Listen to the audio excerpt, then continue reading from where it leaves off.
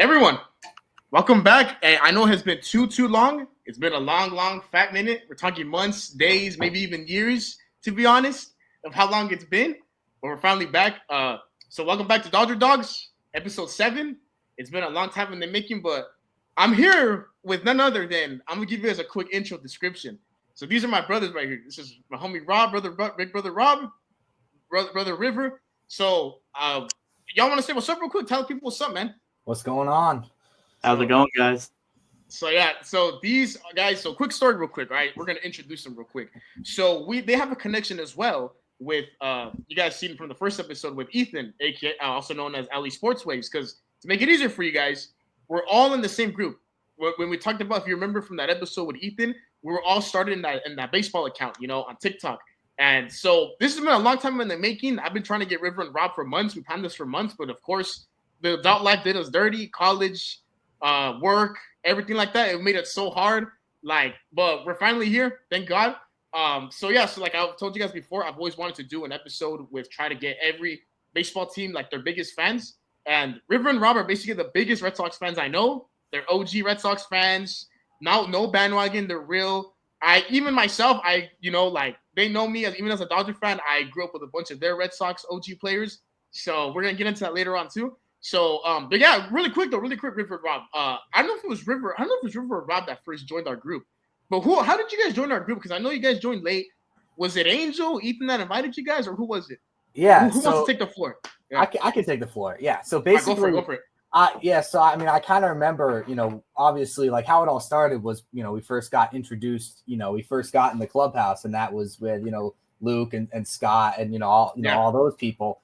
And then I remember eventually, Ethan ended up joining, and then this was with Angel as well. Angel was in the fold at this time too. Rob, I think, came in maybe a couple months after all this happened. But I remember distinctly. Angel and Ethan, they were talking. They mentioned every once in a while, to be on these clubhouse calls. They mentioned this Eddie guy. I'm like, who the heck is Eddie? I heard a lot about this guy. And I'm like, who is this guy? And so eventually they're like, yo, we're going to hop on his TikTok live or whatever. And I'm like, all right. I was like, I'll go on, why not? And so, I hop on and, I remember, you were, giving your whole spiel, about who you are. And then eventually, they were like, yo, we like you, let's add you to the clubhouse. And then that's basically kind of how this all started. And then I ended up connecting with Rob, I think a little bit down the line. And then I kind of, drew him in. And since there, we've added more people, and it's grown, it's grown. It started from something like, oh yeah, let's just hop on a call and talk about baseball, to now we're 4 years later, we're all still like best friends. So it's been awesome to see for sure. That's what's up. That's awesome, bro. To make you guys, so you guys can make us feel more older. Me and River are the same class of high school, same age and all that. Rob's a little older than us, but to make it easier for you guys though, when we all met, me and River were juniors in high school. Yep. Now we are juniors in college. Juniors in college. That's just crazy, bro. I know. I was also, when we met, to make it easier, I was 16 years old, and now I'm 20. So it's bro, we're unks, bro. We're unks, dude. It's not even funny, bro. It's been too long, bro. It's basically gonna be 4 years. This coming March, I believe, is around that time. It's gonna be 4 years since we all made that. It's crazy, bro. Yeah, bro, so many good memories, man. That's whenever COVID was barely kind of dying down. So that's whenever me and Ethan talked about this, that, you guys remember this. That's whenever baseball TikTok was crazy, popular to the max. Everyone was on it, memes, slandering of other teams, everything. It was such a fun time to be on baseball TikTok at that time. Yeah. So what's up? I was about to say, I'm not sure there's anything that's ever going to beat 2021 baseball team. Oh, dude, we're literally going to go to that later. Nothing is ever, I'll be honest, nothing is ever going to beat that. Everything from the edits to the TikTok sounds that would be used as well, the nostalgia behind it as well, and also when we went through and we had that whole MW era. I'm sure y'all remember who that is just because of the initials. But 2021 was just that was the era of baseball TikTok, at least for me. That's when it was at its peak.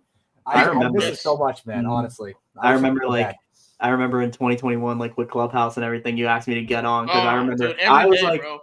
in the peak of the year, I'm not even joking. In the peak of that year, that was when the Red Sox were like really good. Now they're kind of like, We're gonna get to that. We're gonna get to that. But at the time, the Red Sox obviously made the playoffs that year, and it was a good year. And then I remember just every night we would stay up till like 12, sometimes 3 in the morning watching the Dodgers game too. Because Eddie would watch and be like, "Let's watch the game." I'm like, "I have MLB TV." So then watch the game. No, you give a good memory too. Like, because obviously these guys, if for those that do not know, they're from the Boston area. Well, Rob's from Boston, but River is from Vermont. Yep. So they live in the future. They're 3 hours away from where I'm from. So whenever, of course, Dodgers play, well, like, like the Red Sox too, local time, you play at 6:40, 7:10, whatever. So whenever the Dodgers would play at night, for them, they were playing at 10 p.m. Yeah. So I would be on Clubhouse all, just with like still like a lot of batteries left, I wasn't that tired yet, but then they would be all like knocked out and all that. Like, I think we could talk about the inside joke with pulling a river. Remember the pulling a river? Like every day on Clubhouse. Clubhouse. Oh my gosh. Guys, it's a funny story, guys. Yeah. Because funny joke because River was every time, because make it guys simple if you guys don't know. Clubhouse was an app where it was kind of like, you can basically say it's kind of like an audio call, but kind of like Discord. Discord, yes, Discord, but more for like categories. It could be like sports, real estate market, like just every category in the world, And we had a joke where River was literally the one that would always knock out first, like every time. So like every time we would River would knock out, we would send memes in the group chat like, oh, like what we send? We would send There's a meme, and I made a TikTok and I made it private, and it's like the guy snoring. It's like, oh, and I captured that one TikTok sound. That's true. The call past 11 p.m. And I would send it every time he fell asleep in the call. I would send it. I would spam send it every time. I fell asleep in that call so many times too. I mean, I remember at one point, I think it was like my junior senior year of high school. It was like a nightly basis, like every single night. Passed out, I wake up like my phone was dead, like I didn't know what time it was. Waking up to baseball highlights, bro. That was a great time for sure. Good times, bro. So, but thank God though, at least we're all still connected too, though, man. Like because like some people maybe we would have how do you say it, like they split ways. They don't. The group chats are dead and all that. And now it's like us, we're still here, Thank God we're still here, we still text every day and all that to catch up on each other, talk baseball, life, and everything. So yeah, but yeah, so the usual. So I'm gonna keep this going, the tradition on this podcast. So for River and Rob, if you guys want to talk about the usual, it's how I start a easy question for every guest on here. Just each real quick, we'll go be one by one for you guys. Easy question as expected. How did you guys fall in love with baseball? And how did you guys become Red Sox fans? So, Rob, we can go for you. Rob, go for it, bro. Right, we can start with you. So, first things first, I fell in love with baseball because I used to play it growing up, Little League, travel ball, whatever the case was. I always played it, always loved it. Falling in love with the Red Sox. So, I was always watch the games, but I'd never be like, I wasn't a diehard fan, if that makes sense. Like, I would always watch it. Dodgers. Yep. But once I got into it around like 2010, I remember I used to watch the Red Sox like a lot. And I vividly remember when Mike Lowell retired. I cried when Mike Lowell retired because I'm like, he's never gonna play again. Like, what am I gonna do? That's an OG right there. Yeah.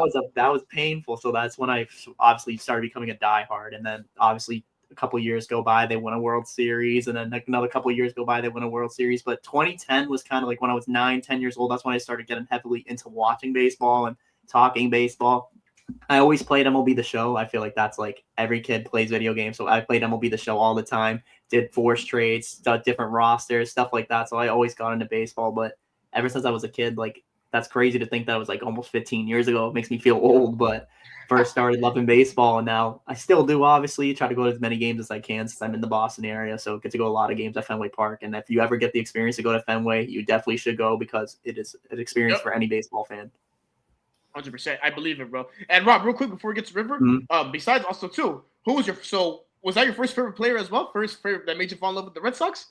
No, my first favorite player it was Dustin Pedroia. I always loved Dustin Pedroia, how he played the game. Right. I was short at the time. I was like 5'6", 5'7", and I was like, he's a short king. He hits the ball hard. He has power, and he won an MVP and Rookie of the Year, and he's showing that at 5'8", 5'9", he could do that. So I always liked how he played, and he was a great defender too. So Dustin Pedroia made me fall in love with the game for sure. That's what's up, dude. That's awesome, bro. All right, River, it's all yours, bro. Go for it, bro. Your turn.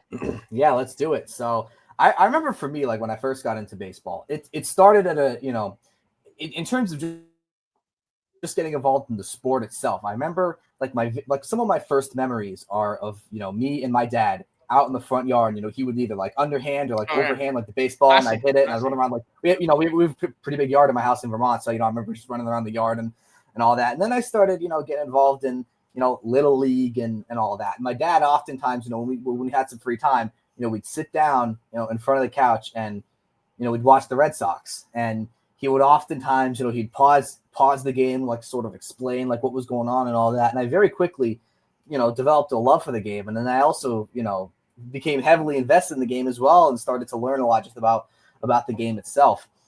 And then I remember, I think the moment in where I really started to become like really, really interested in baseball was probably around, I don't know, again, I'm a little bit younger than Rob, so I'd probably say around like 2013, like that first year that the Red Sox won the World Series. I think that's around the time that I started to get like really, really interested in baseball. Like I still remember, like, I think in terms of the World Series, like my first World Series that I remember, most vividly, it was that 2013 World Series. And then I also remember, in 2014 as well, then that Royals Giants World Series as well. That like those like the first two World Series that I was like I like really remember. And that's when I started to sort of get like develop a deeper understanding for the game of baseball. And I even remember, I'll tell you guys a little story. I remember at one point, like my dad, like, loved the guy. He could be a little bit frugal sometimes. So I remember at one point he like cut like the cable channel or whatever at my house. And I was like, what am I going to do now? I was like, so at that point, like I had to figure out like every single other way to like watch baseball and watch Sox, whether that was on like Fox on like the weekends or like going to my grandparents' house in Massachusetts. Like I always just had to try to find a way to watch the Red Sox. And I also remember like my first trip to Fenway in like 2015 as well. I remember they played the Royals. That was the same year the Royals won the World Series. We played them that year and we lost. I think we gave up like, I want to say it was like 3 or 4 runs in the top of the ninth and like blew the game or whatever. It was the Red Sox lost or whatever, Common, maybe actually 2015 they weren't very good, but that'd be something that they would do now and not back then. But and so now, my love for baseball has pretty much sort of, transformed into this part of my life. So now I'm studying sports journalism in college. I'm actually studying it in Massachusetts right now. That's where I'm recording this. So I'm in school. I'm only about like an hour and a half from Rob as well. Now I can go to Fenway more often and all that. But no, baseball is like a passion for me in sports. It's been a huge part of my life. The Red Sox are by far the team that I'm just like the most passionate about, especially in terms of the professional sports teams that I'm a fan of. It's Sox. It's Sox and then Pats, but like I'm like one of the biggest Red Sox fans out there. I will ride or die with the Sox until the day I die. I know you feel the same way about the Dodgers too. So I know that you get it. But Come on now, you know what's up. That's what's up. That's awesome, dude. So check us out though. Yeah. So just to go right after that, then like I was telling Robin River, to the ones that are watching, that literally similar to River, I first fell in love with baseball. Actually, passion MLB Dodgers 2014. But even though it was 2014, bro, of how much I love baseball still, I would literally still watch highlights and study like stats from the years before. So like even the 2013 season, bro, dude, I grew up with all those Red Sox OGs, for that World Series roster, bro, I can name them right away. Like I'm gonna give you guys some like good nostalgia. Like we're talking like John Lackey, Mike Napoli, Santa Lamakia, Junichi Tozawa, Kuchi Urahara, JBJ. Like there's just so many, like I'm trying to think of Pedroia, obviously, Big Papi. When of course your guys' old goat was the I did not. Oh my gosh, I know it's there. I don't want you guys to surprise me though. You guys' old manager. Oh my gosh, John Farrell. John Farrell. There we go. Yeah, John Farrell. Yeah, exactly. Yeah, like I grew up with all those guys, y'all. Like even as a Dodger fan, I respect those people because that's an era I grew up with. Those guys had big talent. They're really fun to watch. Like I still remember, like that one game where you guys lost on a walk-off in St. Louis, that World Series, the one with Alan Oh Craig. my Remember God. the Middlebrooks. When Middlebrooks stripped Alan Craig. Yeah, I remember. Yeah. I still remember that, bro. Yeah. Red Sox legend Alan Craig, by the way. Yes, Red Sox. That's true. He was a Red Sox too. Yeah, he was a Red Sox too. That's true. Yeah. No, then I still remember too. Even when you guys won that one game in St. Louis too, and then you guys did the pickoff to Colin Wong. Yes, I remember that one too. Like, man, you guys just have. And then of course, and then one of the my gosh, what's his face? Shane Victorino. Shane when he had like that clutch homer, and also like even Johnny Gomes. Like I grew up with all those guys too, bro. Like those guys. Forget about like Ellsbury, X-Man, Xander Bogaerts, Ellsbury. I mean, that's a tough one. Nostalgia, man. Hey, David Ortiz too. Can't forget about the legend himself, David Ortiz. Yeah. Big part. Hey, I don't think we'd win that World Series without David Ortiz, especially in that second game against the Tigers when he hit the home run out to right field and Torrey Hunter went flying. Torrey Hunter flying over the wall and into the bullpen. You see the cop as Robin's doing with his hands. The cop he's like all hyped up too. Yeah. Like one of the most I think one of the most electric moments in Boston sports history. I'm just being honest. Yeah, for sure. Yeah. Like that's just that in that era, literally 2013, 2014 of us and our generation of baseball, with those years were just the best, bro. Like all on the league, bro. Like those when everyone was already on it. Like still like those rookie seasons were like literally like, Machado was on the rise, Mike Trout, Bogarts, like all those guys, bro, they were on the rise already, dude. Like we're so honored and like we're OGs of those guys, we're OGs of those guys, like some little kids right now are just growing up with like their second team, but we grew up with Machado on the Orioles, Bogey on the Sox. Yeah. Like we you know what I'm trying to say, like a bunch of other hundreds of players that are on their OG teams, but like that era of baseball was just so fun, bro. Like so many good memories. Like example, guys, literally like us, with Ethan, with Angel and Clubhouse Baseball, we would literally do like messing around. We would do like funny like games where like we would just name like random baseball players, the usual 2000 era. Like those are the days, bro. Like good times, bro. Really, really good times, dude. But I'm trying to think who's a random Red Sox player you guys could think of right now. Random Red Sox player, literally so random. You got Felix Dubront. You got Ryan Kalish, another Ryan Lavarnway. That's Rusney Castillo. That's Pop legend. Whoa, that's bro. I can name players for hours. Dude. Scott Atchison, a random one. Scott Atchison. Cody Ross. Oh my God, 2012 Cody Ross was the GOAT. Yeah, Cody Ross. Adrian Beltre for like a season. That's true. We had David Ross as well. He was the catcher. David Ross, exactly. David Ross too. Yeah, exactly.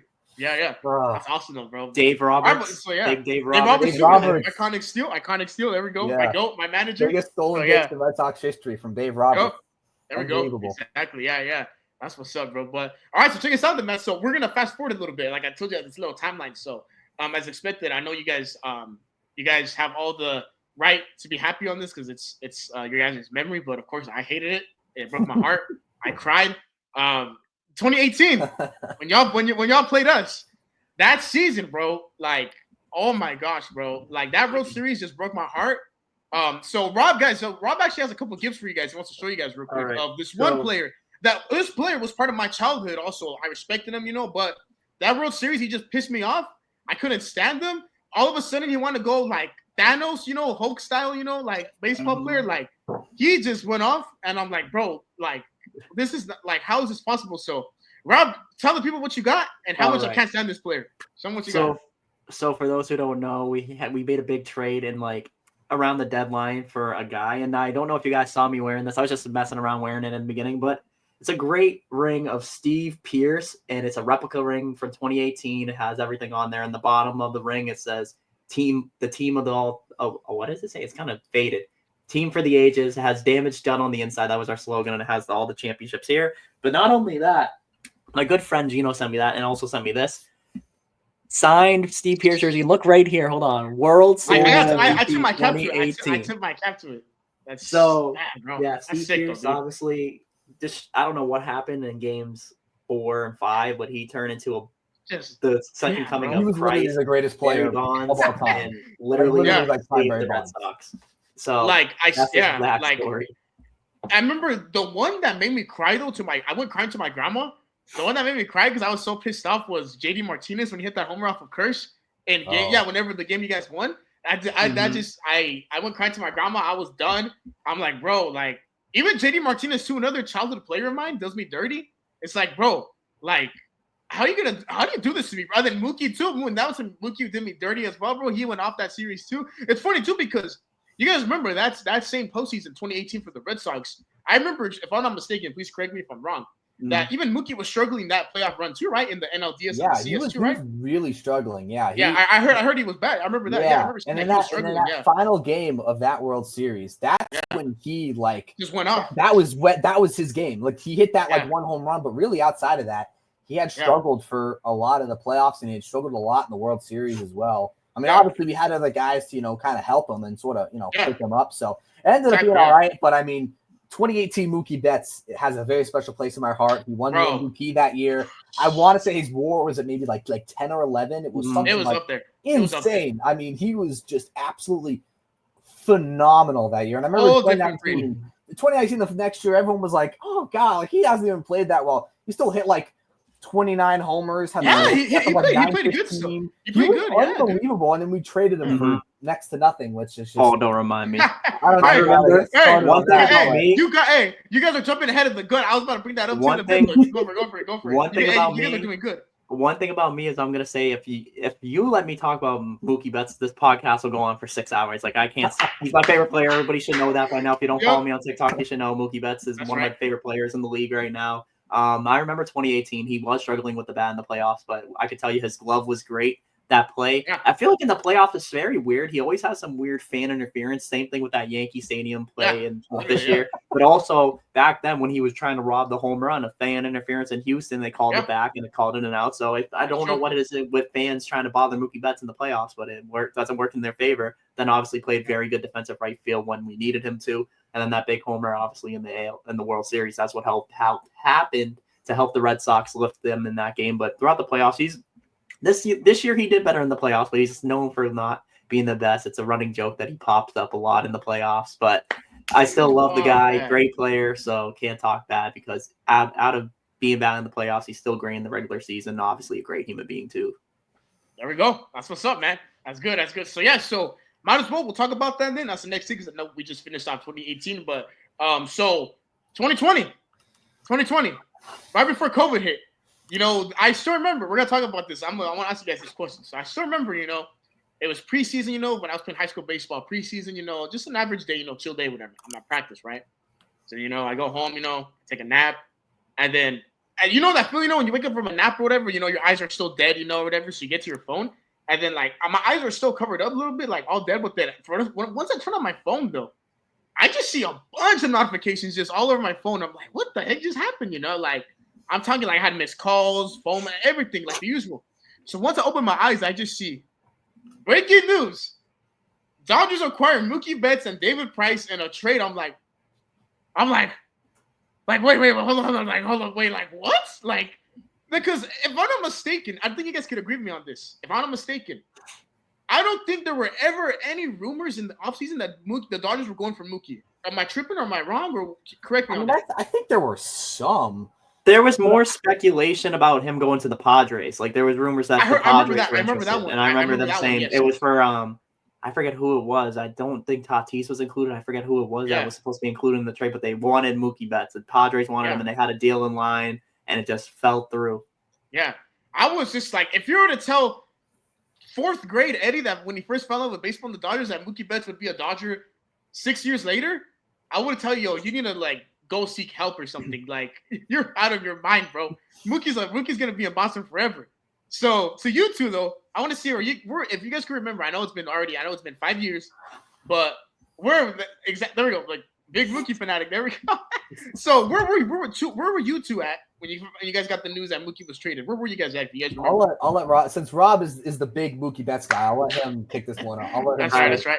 I vividly remember I was at home and I was just minding my business, and I remember seeing the move, and I was like chilling at home on the game with my cousin, and he goes, and I just see a notification pop up on my phone from Jeff Passan. I'm like, oh no, what's this? Because the rumor started swirling that he was going to get traded, but we didn't know, and I was like, oh, and then I was like, I was like, wait. I was like, no. I was in denial. I was like, no way this is gonna happen. No way this will happen. Then I saw the news, Mookie Betts, Red Sox trade. I'm not even joking. I was like, what do I do?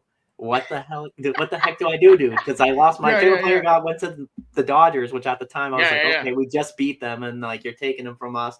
And I was like, oh my god, this is like the third time this has happened. We traded our favorite players to the Dodgers. I'm like, is this a repeating thing? And then I just remember I was like, oh, please be someone good. And I was like, oh, I'm like thinking in my head, did we get Max Muncy? Did we get Corey Seager? Did we get someone good at least? Oh man, someone like a big star. I was like, please, like, let it be like a crazy trade. And then when we got Connor Wong, I was like, that's fine. Verdugo, I liked Verdugo at the time. And then obviously we got who else did we get? Jeter Downs. Obviously, we all know how that ended up. So, but I remember that trade going down. I was like crying, and I was like, man. I don't know what to do. And I kept thinking too. I was like, what if he pulls like an Aroldis Chapman situation and he leaves the team and then comes back in the offseason? And what happens if he re-signs in Boston? I don't know. The market was different during COVID, so people were taking shorter deals and different cuts because obviously COVID, we didn't project how the market and the money would be.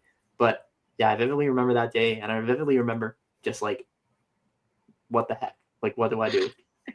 You were like that one Kanye tweet. Our brother is lost and confused. That's what you were saying. Oh, man, I remember. It's all you, bro. Where were you at, man, when it happened? We were sophomores in high school. Sophomores in high school. Sophomores in high school. God. Yeah, it's been that long, bro. So I was a sophomore. Wow, that actually is true. I would have been a sophomore in high school. Literally, if you think about it too, next month is gonna be the 5-year anniversary when the Dodgers got him. Next month. So yeah, it's gonna be 5 years already. Crazy. Bro. Crazy. Well, yeah, but go for it. Go for it. Wow, it's been a fast 5 years. But anyways, so basically, you know what? It's funny because I don't like. It's funny because I don't remember like the exact moment that he was traded, which is weird. But I do very much like remember. It's weird because I remember at one point we avoided arbitration with Mookie Betts. I think we settled on a certain.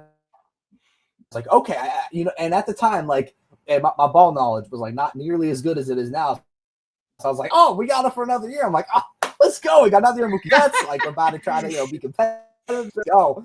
And then I start to see the talks about, he might be traded. And then I'm like, oh, geez. And I mean, I was sort of expecting it, at least considering from 2018 to 2019, a serious drop in the record and the overall production of the team. I think 2018 we won 108 games. 2019 we won like 84 games. Like it was a big drop. And I just, remember I remember seeing, the notification. I don't remember exactly where it was, but I remember seeing it, breaking, Mookie Betts and David Price go to the Dodgers. And I remember looking at we got Verdugo.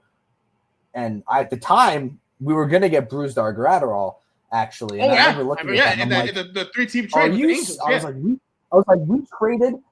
Yeah, I was like, we traded. I was like, we just traded Betts and David Price for Verdugo and this dude. I was like, this is a horrible trade. I'm like, what is the Red Sox front office thinking? I was just like, I have no idea what could possibly be going through their minds. And then, you know what? I would have loved to have Brusdar Graterol. I was actually like, okay. I was like, this guy's good. He's got nasty stuff. He's got a good seamer. Like, he's got good velo. I was like, this guy's going to be good. And then there was this whole wanted to make him a starter. Completely butchered it. Could have had him. Completely butchered it. Instead, we get Jeter Downs and Connor Wong, which Connor Wong is like actually like our starting catcher right now. He's fine. Oh, yeah. But like Jeter Downs, I'm telling you, he did absolutely nothing. He was so bad. And just looking back on that trade, I'm just like, what on earth were we thinking? I think we offered him like a good extension too. He turned that down. Yeah. Listen, I can understand. Like the Dodgers are just a more appealing place to play than the Red Sox. Like I get it. Trust me. But oh my God, I remember seeing that and I was just like, man, I'll be honest. I think what hurt for me more and what I actually remember more is when Bogart the Padres, because that for me, that was only like 2 years ago. That for me, like super clear. I remember I was sitting in my freshman year of college. I was sitting in my dorm room, and I just remember seeing that he signed for like 11 years, $20 million, and just like I just put my hands on my head, and I'm just like I wasn't exactly mad at the fact that we did $280 million. It was more the sense that he was just gone. And I was just like, I was like Rob was when we traded Mookie. I was heartbroken, like just completely heartbroken. But I mean, in terms of Mookie, I do remember that. It was not a fun thing to be a Sox fan. Fun fact, I did cry. I also cried when Bogarts left. I cried. Bro, we were there, bro. Guys, literally, I was gonna bring up that up because I still remember when Bogarts signed with the Padres.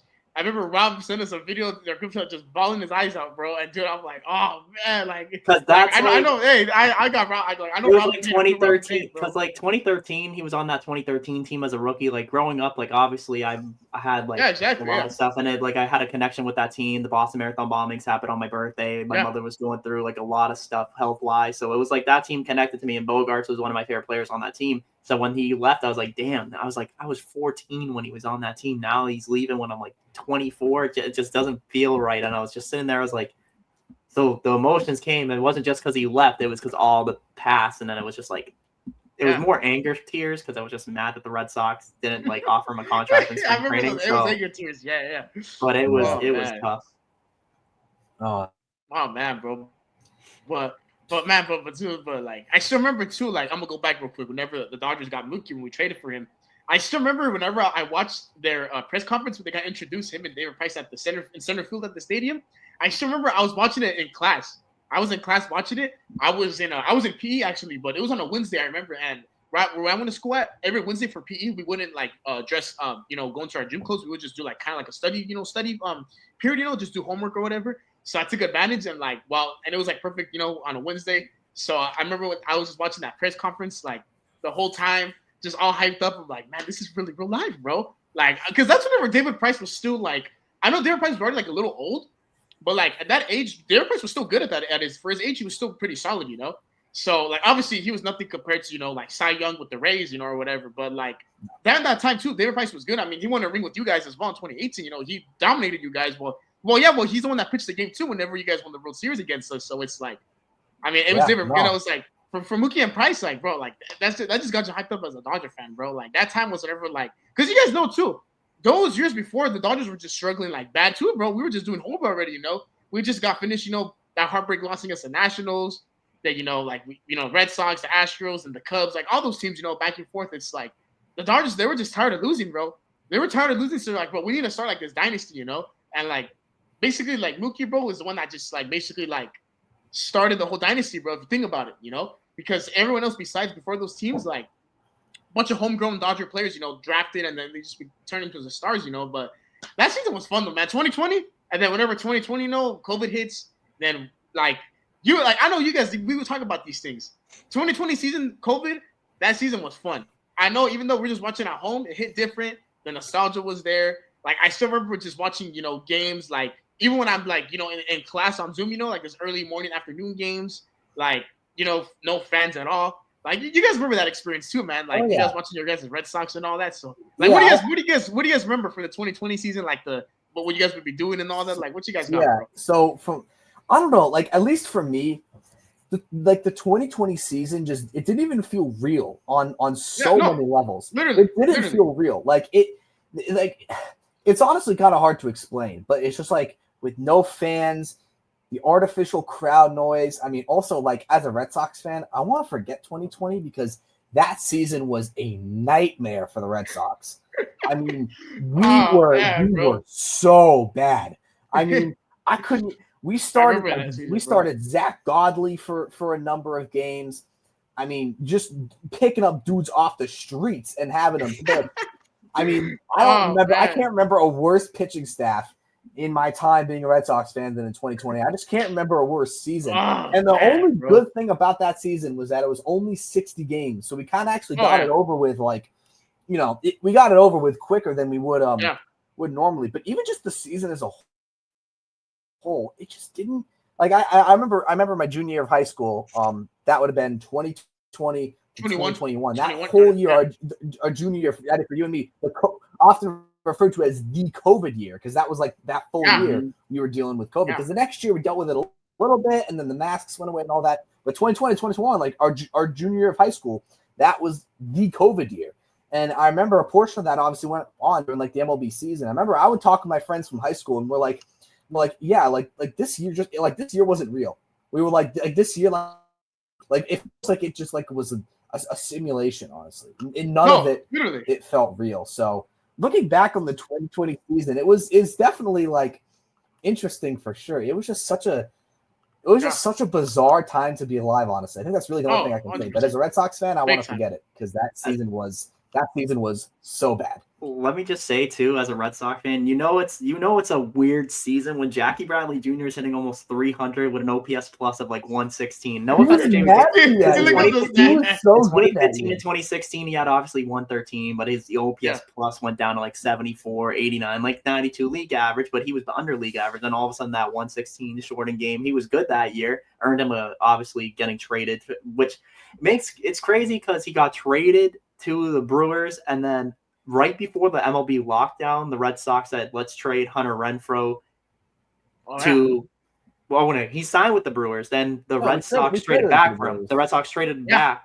You're talking about JBJ. I thought you were talking about Renfroe. JBJ, the Red Sox traded him. The Red Sox traded for him back, and I'm just like, yeah, that 2020 season was like very interesting. Obviously, like River was saying, they picked up bums from the street who just like anybody who would put on a uniform and willing to pitch. And then it was like there was so much things going on, like Andrew Benintendi and like Tanner Houck couldn't go to the Toronto because they can't end up going to like whatever. They can't go to Toronto and play because they're not unvaccinated. All this stuff that was going on at the time. A lot of players who were unvaccinated couldn't play in Toronto, and so Toronto kind of had the upper end because like you were able to be there. So I remember in 2020, we could none of the teams even could go to Toronto in the first place in 2020. I remember like towards the end they had to play in like towards the end they had to do Buffalo. That. I remember that. But they were playing in Buffalo. They were playing in AAA. They were playing in Buffalo because Canada didn't want to open their gate. So I remember that. And then after like 2021, like that's what I was talking about. Like 2021, they went back to Toronto, but there was like restrictions and all that. Yeah, that was a big issue in 2021 for sure, especially with like Houck and Duran and Storer for a little bit when we signed him. Like the whole like vaccine issue with Canada, like that also was just a whole like that also seems like not that long ago, and it's crazy because over 3 years ago. Like, literally, it was a while ago. It doesn't it's crazy too because I still remember like didn't Durant hit his first big league homer there too at the Blue Jay Stadium, the one in Buffalo? Yeah, I remember that. I'm pretty sure it was in Buffalo. Yeah, in 2021. Yeah, it was like at the Blue Jays. Yeah, it was an opposite field home run, I think, to like left field. Opposite field. Yeah, that's what I remember. Apo Taco.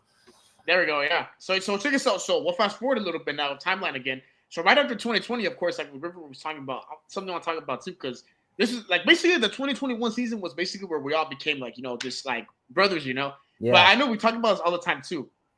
The 2021 season, bro, dude, that season was so fun, bro. So this is the thing, though. The reason why I feel like the 2021 season hit different is because I feel like since COVID was kind of like dying down already, I feel like everyone was kind of like hyped up, like, oh, finally more freedom in baseball, So like everything was just hitting different, Like, and like I think we can agree too, like that season as well, like that was literally that has to be a top 3 trade deadline of all time. It was that really trade deadline crazy. Was crazy, bro. Oh like, wait, God, guys, I need you guys to correct me. Who did the Red Sox get? I know you guys got someone that trade deadline. Kyle Schwarber. We got Schwarber. Yes, exactly. I don't think they did. They got Hansel Robles. They got Hansel. Don't remind me of that guy. That guy. I have a video. I was explicit again. I apologize for cussing earlier, but there was some explicit language in that other video where I was like, "You blank, you blinking stink," and I was screaming the year after. But I did. He was solid for us in 2021. He had a good run with the Red Sox, so I was like, "Oh, this is great." But yeah, that deadline, the Dodgers getting Max Scherzer and Trey Turner, and it was just it was wild, and the trades were going insane. I was like, "Oh my God!" Soto went to the Padres as well, and that trade deadline as well. The following year, yeah. Oh yeah, that was 22. Yeah, it's 20. But then in 21, it was also like like Javier Baez to the Mets, and then Chris Bryant to the Giants, and he played the best he played in a long time too. Yeah, literally, He was nasty on the Mets. The thing with Baez, like throughout his career, like he could never ever have like good plate discipline. Could never walk. Always swung at like the worst pitches. And he raised in the time with the Mets, he raised his on base to like 380. In just the span when he was on the Mets, he raised his on base percentage to like 380. Like he was nasty. And then he went to the Tigers, and then you never heard about him again after that. But I mean, literally, nasty. Yeah, for sure. No, I think that same season though in 2021, like I was rooting for you guys as well because man, like I was really hoping for a Dodgers and Red Sox World Series rematch, bro, because we were that close. We were that close to a rematch, bro. Because I know, of course, the Braves knocked us out, then the Astros, but I don't blame you guys because I know has to do a lot with, I know that one joke we got with that one call that the umpire did you guys dirty, the one with oh my god, the one with Evaldi, bro, dude, that one was, oh my god, Jason Castro, who was like egregiously bad offensively at the time that he was at the plate. You know, I think that would have ended the inning. I think would have gotten out of the inning, for sure. And Ump just blatantly missed the call, and that is what I think that's what lost us. You know, that World Series.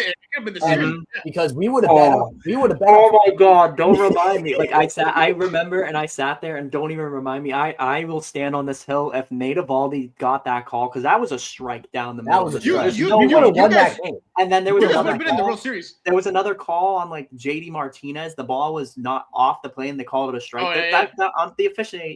The umpiring was terrible. But if that ball was called a strike, Eovaldi would have got out the inning, and then the obviously the Astros ended up scoring 6 runs, and then the Red Sox bats went cold. That killed the momentum, and I personally think the Red Sox, they did good against the Braves in the regular season. They could have beat that. I mean, not saying that 2021 Braves team was really good, but the Red Sox could match up to them because they had good pitching at the time. Yeah, no, you guys. I feel like honestly, with all my heart, if it was gonna be a Braves and Red Sox, dude. You guys probably would have won, honestly, bro. Like, you know, it's good. You think of the what ifs, You know, it's good when Eduardo Rodriguez, who was struggling all regular season, pitched one of the greatest games of his career. No offense to Eduardo Rodriguez, and in Arizona he's been struggling, but in Boston he was like he 8 innings, but he was like mediocre. Yeah. He was good, and then he had his times, but that playoff run he was so damn good, and it just that hurt because seeing him do so good, and the Red Sox had the momentum, and then it just like killed us. I was like, oh, that was the worst. Like, man, as a Dodger fan, you guys that year, the 21 Red Sox, bro, you guys were fun to watch, bro. You guys had the chemistry. You guys were good. Like, you guys hadn't had that like in a few years, since 2018. No playoff appearances. So, but till this day, still, sadly, I'm not trying to bash, but there's no playoff appearance, bro. I hope this is. I'm rooting for you because, bro, the Red Sox. I respect the Red Sox. I know they beat us in the World Series, but it's like you guys are a fun team to watch. It's like, bro, like hopefully this is the year because we're gonna talk about the hold up. Yeah. Oh yeah. Hopefully it's a breakout year, man. The big reason as to why we. I want to. I want to go back real quick. To not mess up the time, but back to I've been asking this question as well. So we're gonna fast forward. We're gonna skip from 2021 to the 24 season. So. The question I've been asking each guest on this podcast is also so far, after it happened. I know we talked about this many times, but the big one, of course, because I think honestly, I kind of like it was just like a move where it's like it's kind of familiar, to rest in peace our GOAT to Kobe, where everyone remembers where they were at when Kobe passed away. So for this one though, this one is similar though. Where were you guys when Ohtani signed with the Dodgers? I want to see from a Red Sox fan's point of view. I remember when this happened. Okay. I remember when this happened. Go for it. I was so at the time I was, this happened in 2023. So this would have been my, last year, my sophomore year of college. I remember, so for those who do not know me very well, obviously I live in Massachusetts right now. That's where I go to school, but I'm from Vermont. I lived there pretty much all my entire life. Like I still go home frequently for breaks and all that. Like someone asked me where I'm from. I'm not from Massachusetts. I'm from Vermont. I just happen to be here right now. But anyways, I grew up an avid skier, big skier. Did a lot of skiing. Started about when I was about 5-6 years old. And oftentimes, where I'm located in Massachusetts, I'll drive back up to Vermont. About I'm about an hour 45 to 2 to 2.5 hours from some really good skiing. Down here in Massachusetts. So oftentimes I'll head up. And I remember I had just finished up a long ski day. I was getting back in the car. I had about a 2.5 hour drive ahead of me. I get my boots off and all that. I put everything away in the car, and I get in, and I pick up my phone, and I start scrolling, and I see on Twitter that Ohtani had signed with the Dodgers. And I see that, and then I go to his Instagram, and I see he put the post the picture, on his Instagram. That was the cool thing about it, too, is that he broke his own signing. Because he was like, I'm tired of these rumors. I'm going to just break it myself. Yeah, and it was so cool. And I remember just sitting there being like, what? And I remember I stopped. I was like, 10 years for $700 million? I was like, crazy, I was dumbfounded. Because, like, there has never, until obviously Soto signed, this offseason, that was just like an incomprehensible amount of money for someone to have for 7. And then I found out that they deferred the contract to have like $680 million after the contract was over. I'm like, they're literally creating a God squad. Like this team, I'm like, no one's gonna beat this team. And then you sign like Teoscar and Yamamoto, and I'm like, yeah, that's it. Red Sox, the glory days are over, man. This is the Dodgers' decade, as far as I'm concerned. I remember just being like unbelievable. But hey, you know what? Honestly, I don't think that there is anyone else, maybe outside of Soto, but even Soto isn't getting the same technical AAV that Ohtani is in terms of the years and the money. Like, I think that's like the only guy I think at that point you could have justified giving him money. I mean, he's the face of baseball. He's probably going to go down as the greatest baseball player of all time by the time his career is over. He'll go down as the greatest Japanese player of all time before his career is over. Honestly, he'll probably go down as maybe the greatest Dodger ever by the time his career is over. He is that good. He has 3 MVPs. You know what? They call him, obviously, I know he didn't pitch last year, but they call him the unicorn for a reason. And even when he's not pitching, I think you could still make the argument that he's the unicorn because he is that good of a hitter that when he's not in the field and when he's not pitching, just his bat alone as a DH is good enough to win a unanimous MVP. That is not, we have not seen offensive production like that since Barry Bonds. We have not seen that type of offense since Barry Bonds, arguably the greatest hitter in the history of baseball. So, I mean, yeah, I remember that very clearly. Ohtani is unbelievable. He's great for the sport. Love everything that Ohtani's about. That's what's up. Oh, you, Rob, where were you at, bro? Listen, all I know is I was at work at the time, and now obviously I started a new job this week, but at the time I was at my current job at the time, and I remember just looking at my phone and be like, oh my God, that's a lot of money to give a guy, but it made sense. And I saw deferrals, and at the first time I saw the deferrals, like, okay, that's normal. But now it's a running joke because the Dodgers they're smart for managing their players that way, like giving deferred money and kind of be able to build around the team, which is good. The one I remember, remember when Ohtani signed, and get this, okay, so the past 2 off seasons, the Red Sox are like, same thing like River said with Soto, the Red Sox, there was a rumor that on Thanksgiving, Soto signed with the Red Sox, and all of a sudden, he's not a Red Sox, he's a Met. I mean, that was weird, but I don't want to talk about that because I believed that, and I was like, didn't believe it fully, but I was like, a lot of hope. But with Ohtani, the rumors were there, knew he was I mean, it's funny enough because he was actually in Boston like a couple months ago, ironically, and I remember texting you guys, I was like, I missed out on meeting Ohtani because he's partnered with New Balance, and New Balance is based in Boston. And I remember driving down the highway, and I saw a billboard, and it said something about greatness, achieve greatness, and it was a Shohei Ohtani billboard. I'm like, why are they showing a Shohei Ohtani billboard in Boston? Like, it makes no sense to me. But then I realized, obviously, New Balance is based in there. So there was that going on. And then I just vividly remember I was like, the Red Sox were in it for a while, and then they backed out. I was like, I knew that wasn't going to happen, like, got my hopes up. But then I saw about like on that same day he signed, he's on a plane to Toronto. And I was like, what? Why is he on a plane to Toronto? And then I'm like, what's going on? And I'm like, is he signing with the Blue Jays? Like, that'd be crazy. And then obviously it was so cool to see him announce his own signing. Same thing with Teoscar, but the Teoscar one hurt me a little. The reason why guys, funny story. Check us out. It's a funny story. Check us out. So I have this jersey on. It's obviously the alternate, but this is why it ties into this story too. So basically, it was the offseason. I was like, hey, Teoscar Hernandez, I would love for you to come to Boston. And there was rumors going around that he still said it in interviews too. He loved Fenway Park. He likes playing in Boston, all that. It was a Photoshop of him. He liked the photo of him in a Red Sox uniform. So in my head, I'm like, oh my God, he's coming to Boston. Like, no way. Like, why would he like my tweet of all things? My tweet of all things. It was his tweet, guys. It was his tweet. It blew up on Twitter. It blew literally up his tweet. Yeah. Literally, I believe, Rob, correct me if I'm wrong.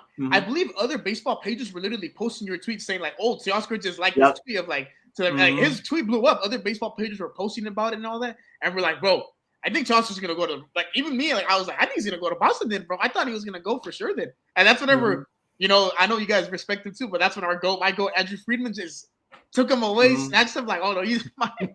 And I was mad. And I was mad because I was like, there's no way. Like, he liked the photo of him in a Red Sox uniform. How the heck did this happen? And I'm like, I wasn't mad with the decision. I was kind of hurt though because he liked my tweet, and I was like, you got to be kidding me. Like, how are you gonna do that to me? But no, it's very good. It was. I remember where I was. Yeah. I was at work. I remember that happening, and I'm just like, at the end of the day, he deserves all the money. Ohtani's a great player, generational player.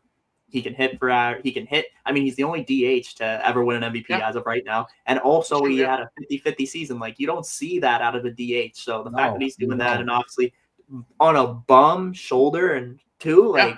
It's Like, insane. bro. It's insane. Yeah. And I remember he was playing. It was like what Bryce Harper stuff. He's a partial torn UCL, and he's doing what he was doing. It was insane, and it was crazy. Oh, to see. literally, yeah. Oh, 100%, bro. That's what I respect y'all, man. Honest, loyal OG Red Sox fans, speaking truth right there.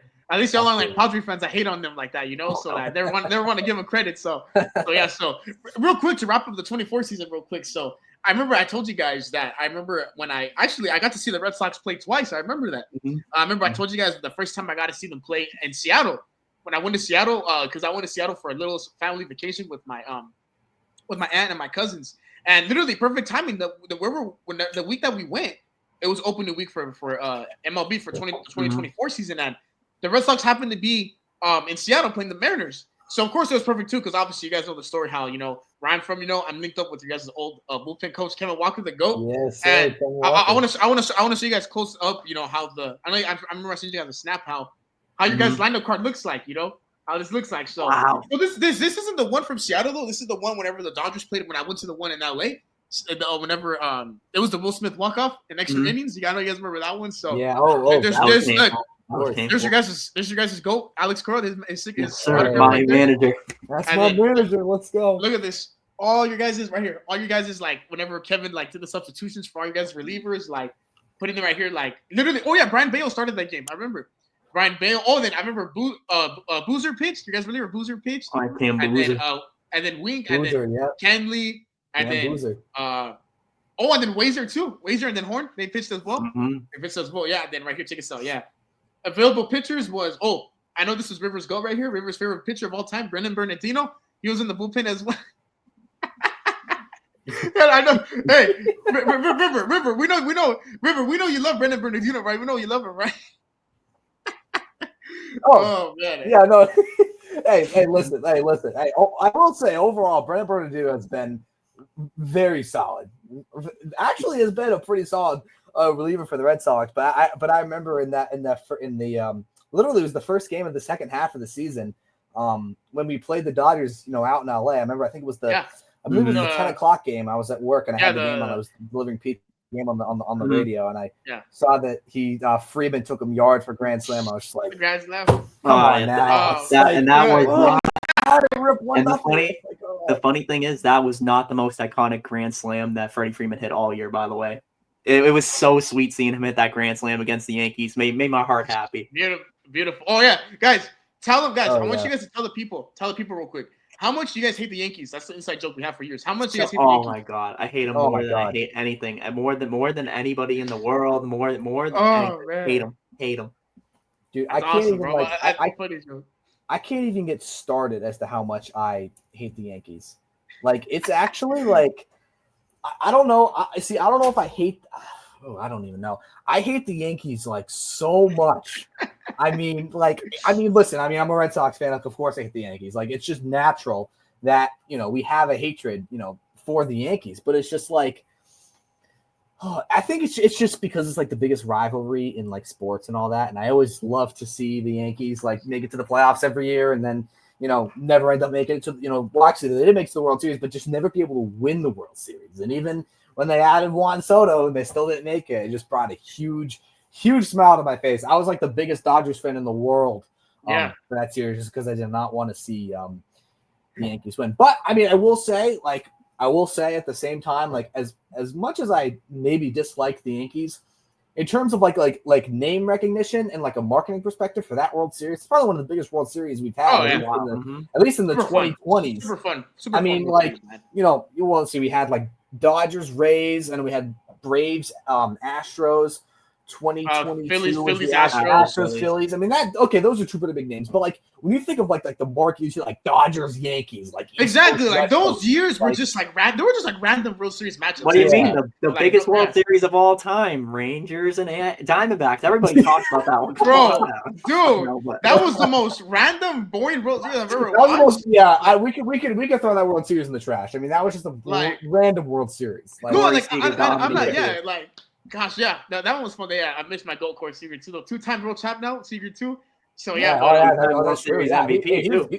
He's big in that World Series too for Texas. He was huge. Hit that big home run in Game 1 as well. Nasty. No, literally, big time, So yeah, to finish off this episode, then one more thing I want to talk about with you guys is as you guys as Red Sox fans, like I want to talk about real quick, for the upcoming 2025 season. So you guys, the Red Sox, I just brought up, these past years, you guys have been, in a little playoff drop, but this season, this is your guys'. I believe this is your. Please correct me if I'm wrong. This is the second season that Craig Beslow is your guys' president, right? GM, whatever, right? Second season, right? Mm-hmm. So, and he went off a little bit. I seen those moves y'all made. Garrett Crochet. Who else did you guys get? Or was that just Walker Buehler, baby? Man, come on, dude. That was the joke. That was the joke. Hey, that was the joke. I don't want y'all to bring it up because y'all gotta make me cry now. That's why. I didn't want y'all to bring that up.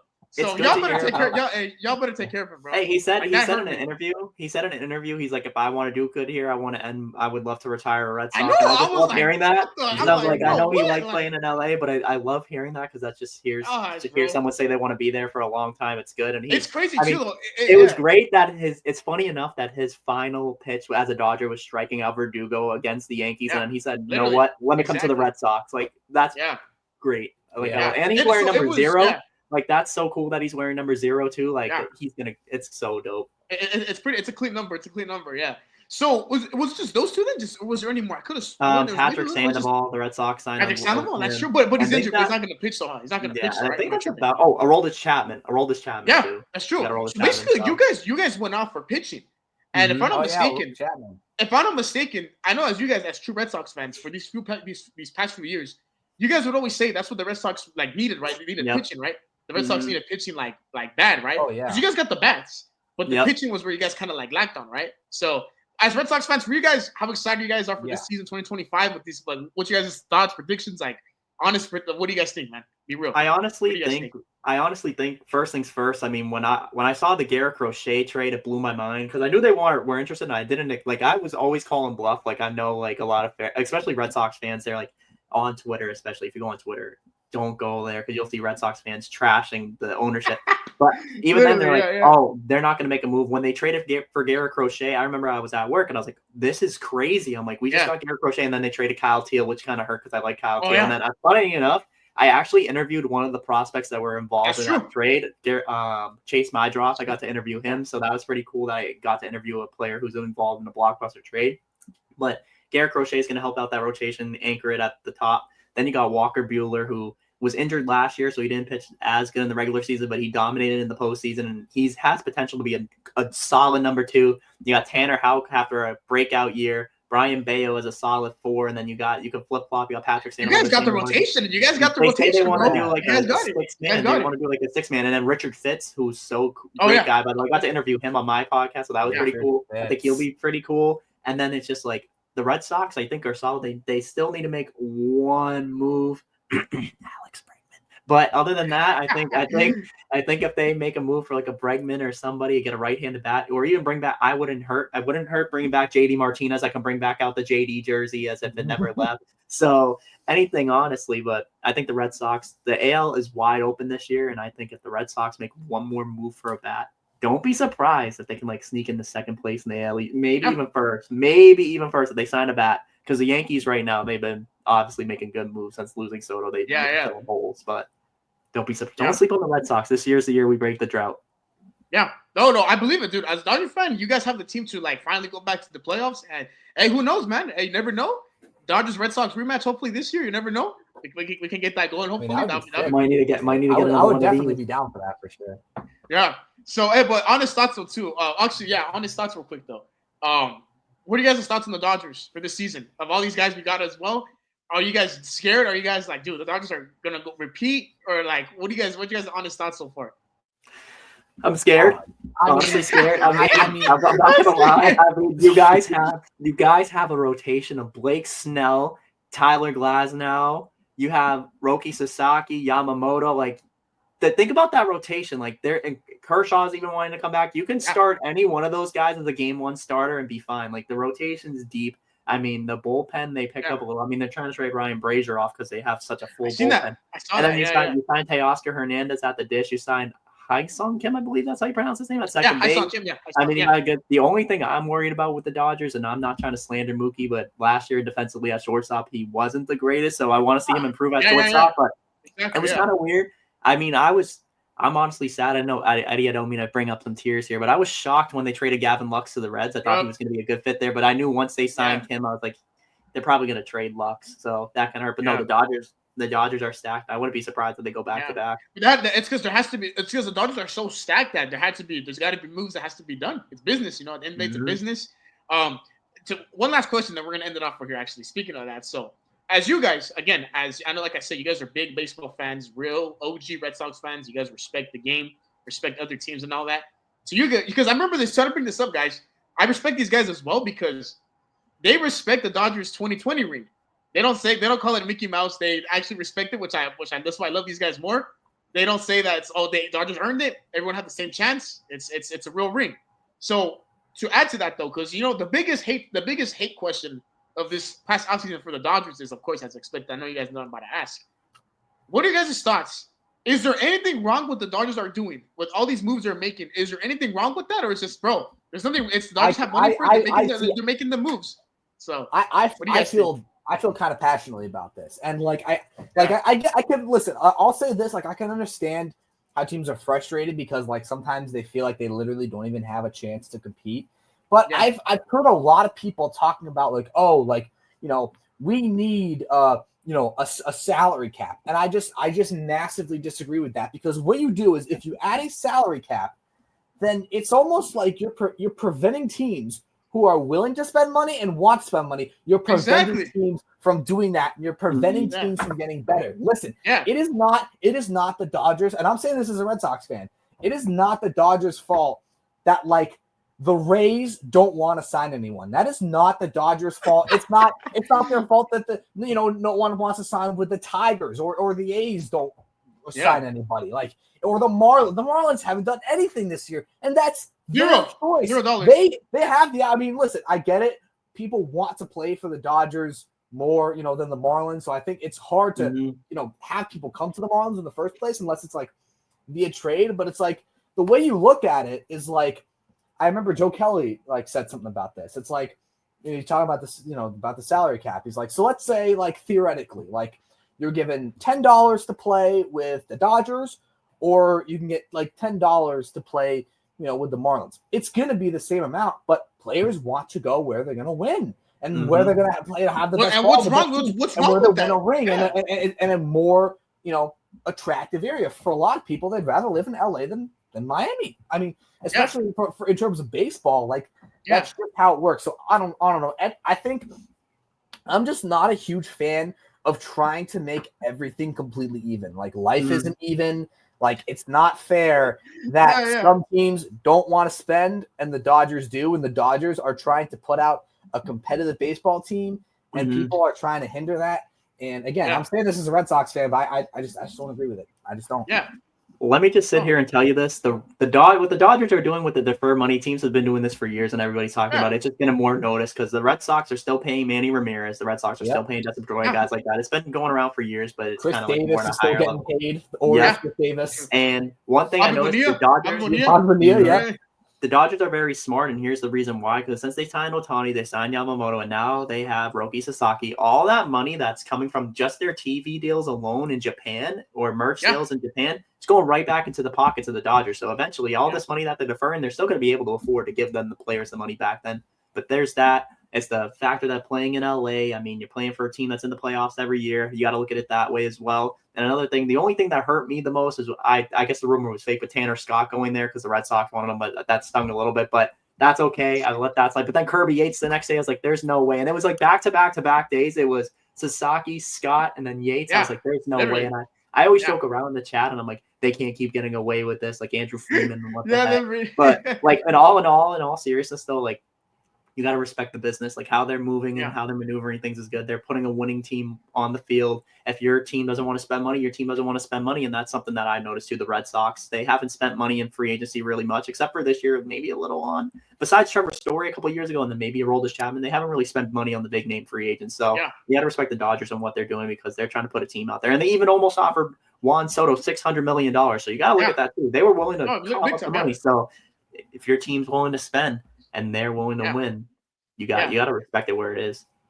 Perfect answers from both of you guys, but like I feel like it's also Can I answer one thing real quick, Eddie? I just got another point I want to add. That's cool. Handle. Okay, all right. So I was just gonna say, like, any team that says that, like, oh my God, like we can't beat the Dodgers, like that's a mentality issue. Like the Dodgers, at least from 2021 to 2023, they had unbelievable teams all of those years. I think they won. Correct me if I'm wrong, and I'm pretty sure they won 100+ games in every single one of those seasons from 2021 to 2023. And look at how far the Dodgers got. They lost to the 88 win Braves in 2021. And then in 2022, that was the year that I think y'all lost to the Padres, who I believe won 89 games. Yeah, and then really bad. 2023, you got swept by the Diamondbacks in the DS, who I think 84 games that year. So if you're going to sit here and you're going to tell me that you can't, like, this is another thing, something about that we talked about in one of my classes today. We were talking about like special teams. We were talking about Miracle on Ice. When the U.S. beat Russia in the 1980 Olympics, no one ever thought that was going to happen. That was something that was impossible, and they pulled off the impossible. And if these teams are sitting here, and if they're like, oh, like we can't for real, what they're doing is great. Beat the Dodgers, like your odds might not be as good, but like that's a mentality issue. Like you can beat them if you really put your mind to it. Like anything's possible. So that's what I got to say about that. Sure. No, and I think one thing too is that, like, remember too, like what we were talking about earlier, like I feel like sometimes I always forget too that like it's not just where free agents want to go for the team, it's where the team plays at, the city. It's like, bro, who wouldn't want to play in Los Angeles? It's like Los Angeles is a beautiful city, bro. Like, of course, Miami, Boston, San Diego, all beautiful cities, but it's just something about LA where it's different, bro. It's different, you know, City of Angels, Hollywood stars. It's like, bro, like everything, beach, beautiful weather, everything, bro. And it's like, and I think another thing too is that I think the reason why the Dodgers are doing this, Andrew Friedman, ownership and all that, is because they were just tired of losing, bro. They were just tired of losing in the sense like, we know we won in 2020, but we want more. And it's like from 2021 to 2023, we had stacked teams, but we still lost. So it's like, bro, we're tired of losing. Like we actually want to win again, you know, and actually like to prove to the haters we're like, we could still win without the dumb Mickey Mouse narrative. And it's like, bro, when you think about it too, it's like you see all these moves going on, blah, blah, blah. And it's like the money's there, bro. The money's there. It's like, bro, when the money's there to use, you use it. And you got to think about this too, bro. We have some guys, you know, that their contracts are almost so like, because they want to, I feel like the Dodgers too, they want to make a dynasty with Mookie, Ohtani, and Freeman, bro. Because when you think about it, Freeman only has 3 years left.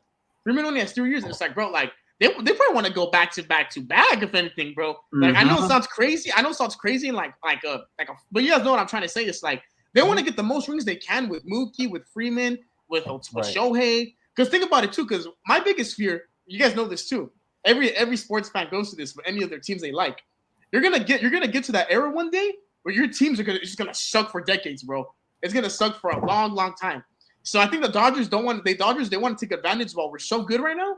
Like, you know, while we have all these guys, they want to get the most rings they want.